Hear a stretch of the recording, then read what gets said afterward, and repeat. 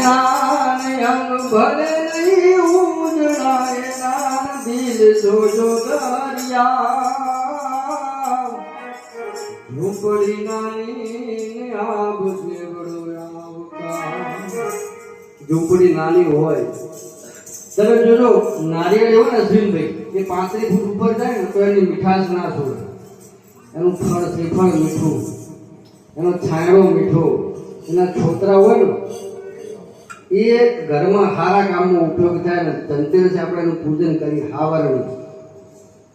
એટલે આખે આખું ઝાડ ઉઠી ઉગીને સારું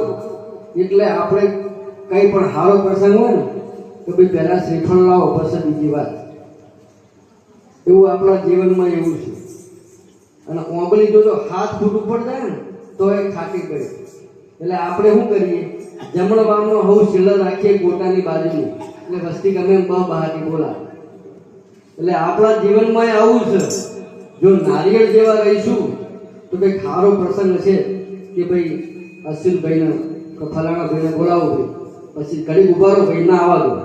આપણે રાહ જોવે અને ઓંબલી જેવા હોય તો મરવા દે હોકર કોઈ કોમ નહીં કોઈ ઘેર બેસી ગયું એટલે પણ આવો મીઠો આવકાર હોય ત્યારે હે અમે દાયા ને બીજા બધા મૂર્ખા